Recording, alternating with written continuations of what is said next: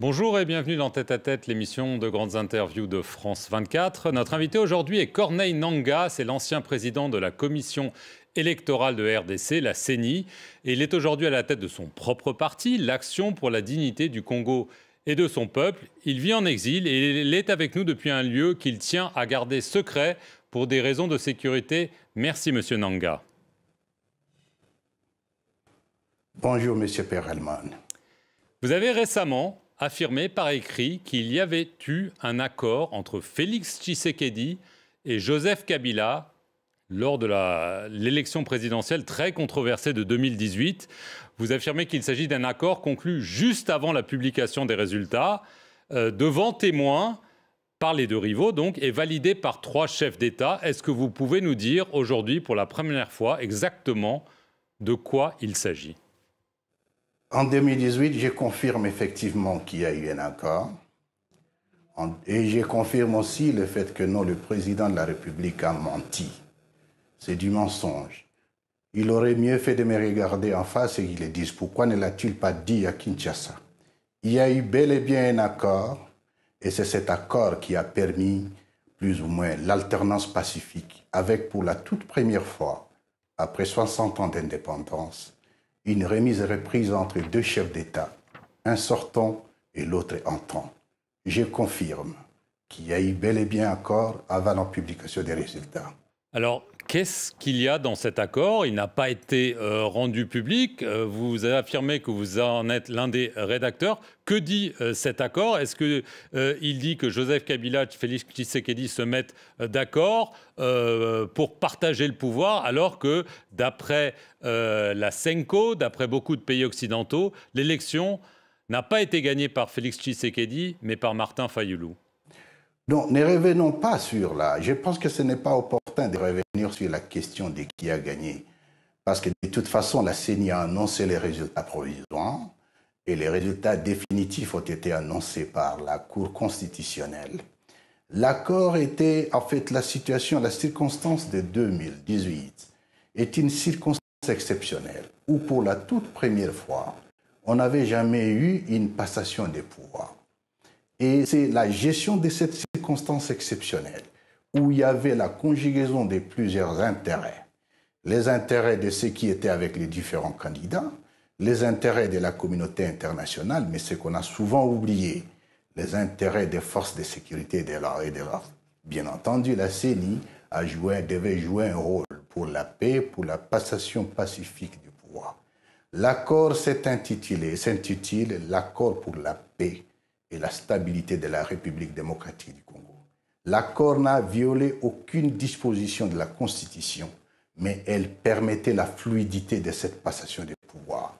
Et je confirme que l'accord a bel et bien eu lieu, mais M. Tshisekedi est habitué au parjure et à la négation, et je me demande pourquoi l'a-t-il dit à New York? Il devait le dire à Kinshasa.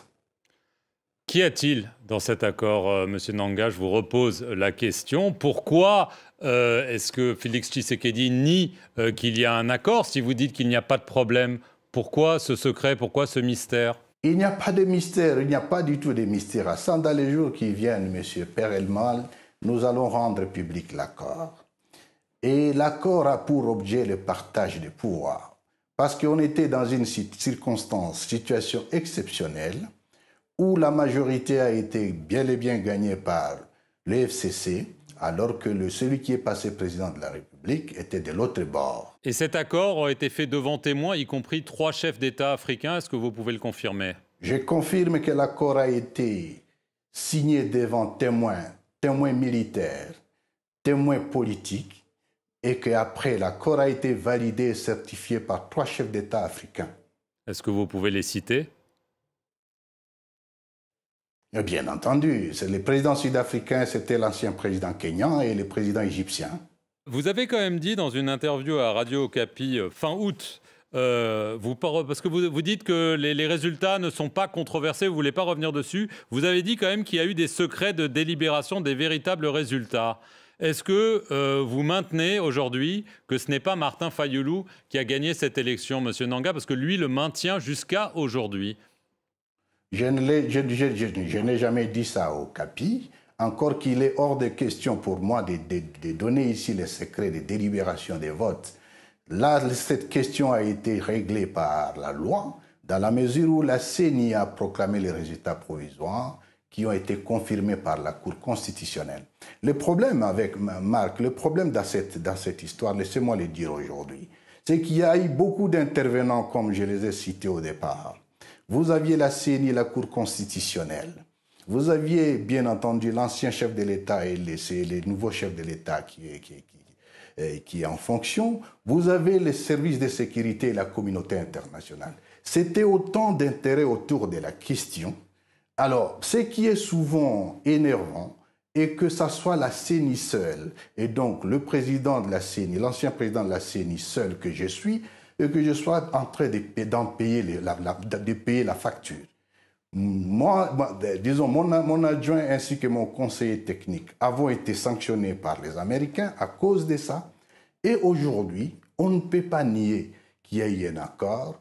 Et c'est ce qui est très énervant parce que ceux qui sont bénéficiaires, de ce qui est le premier bénéficiaire de cet accord, il devrait être sincère et être dans l'humilité de ne pas mentir. Il a menti.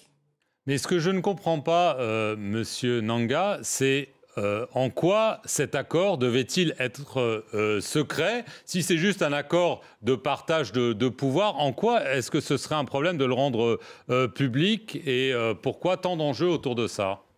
Monsieur Perelman, ce n'est pas à moi de vous apprendre que dans la vie des sociétés, les sociétés vivent des accords. Cet accord n'est pas un accord secret. Cet accord est un accord public. Il sera rendu public dans les jours qui viennent. Mais comme vous le dites vous-même, on est en 2023. Pourquoi est-ce qu'il n'a pas été rendu public au moment où il a été signé, début 2019? Quel était le problème?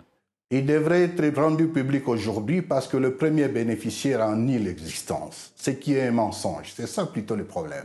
Ces soutiens affirment que vous agissez ainsi aujourd'hui parce que déjà, vous avez pris votre envol politique, si je peux dire, et d'autres affirment qu'il y a une dispute minière, que vous avez essayé d'obtenir des faveurs du pouvoir et qu'il n'y a pas répondu favorablement, et que c'est pour ça que vous vous vengez. Quelle est votre réponse à ces accusations contre vous?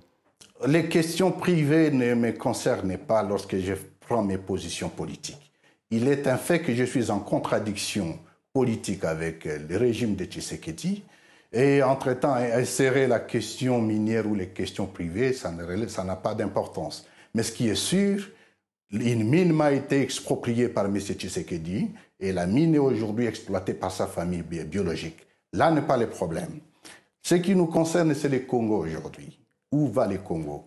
Le Congo est dans une situation qui est telle que nous risquons de le perdre parce que nous avons à la tête de l'État un pyromane, je dirais un président qui ne sait pas ce qu'il doit faire.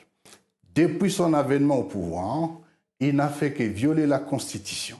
Il a hérité d'un pays entier et aujourd'hui le pays est divisé. Des territoires entiers sont amputés de certaines entités. Et est-ce que ça doit continuer de cette façon? Je ne pense pas. Le tâtonnement avec lequel il gère la situation sécuritaire du pays nous montre qu'aujourd'hui, M. Tshisekedi, c'est plutôt un agent de la balkanisation du Congo. Et nous ne devons pas le laisser faire, nous devons le stopper. C'est cela notre combat. Vous dites que vous êtes menacé. Sur quelle base affirmez-vous cela, M. Nanga? La menace de mon intégrité physique est réelle. Je suis en exil forcé parce que M. Tshisekedi voulait me tuer. Au fait, la chanson a toujours été la même. Nanga en connaît un peu trop. Il en sait un peu trop. Et c'est ça le problème. On m'a retiré la garde alors que j'en ai droit. Évidemment, c'est sa politique de vouloir humilier tout le monde qui plus ou moins a participé à ce qu'il soit là aujourd'hui. C'est la même chose aujourd'hui. La tendance, la propension à chercher à humilier l'ancien chef de l'État, ça va dans cette logique. Moi, on m'a retiré la garde. J'ai eu des menaces en permanence. Je me suis éclipsé de Kinshasa. Et c'est ce qui justifie qu'aujourd'hui, je suis en errance ou en exil. Mais entre-temps, cela ne va pas arrêter le combat que j'ai pris. Dernière question, Monsieur Nanga. Évidemment, on a beaucoup parlé de la dernière élection présidentielle. Il y en a une qui se profile normalement fin décembre. Est-ce que vous pensez qu'elle sera libre et transparente? Elle ne sera, de toute façon, il n'y aura pas d'élection en décembre. Deuxièmement, les conditions sécuritaires du pays, je me pose la question de savoir qu'est-ce que nous cherchons. Nous sommes en train de nous bousculer à Kinshasa pour élection. Entre-temps, nous n'avons plus Rutshuru. Entre-temps, nous n'avons plus Masisi. Là n'est pas le problème. Le pire, c'est que M. Tshisekedi aujourd'hui est un acteur de division des citoyens. La situation au Kivu aujourd'hui, la situation à l'Est en général, c'est entre autres par le fait qu'on a divisé le peuple. Et aujourd'hui, même tout ce qui est en termes techniques ne permettra pas les élections en 2023. Pour conclure, c'est dire, aller aux élections le 20 décembre 2023, ce serait comparable à un téméraire commandant qui se décide de poser l'aéronef sur une piste parsemée de gros bétail. C'est très dangereux, nous ne l'accepterons pas. Corneille Nangaa, merci beaucoup d'avoir répondu aux questions de France 24 et merci à vous d'avoir suivi cette émission sur nos antennes.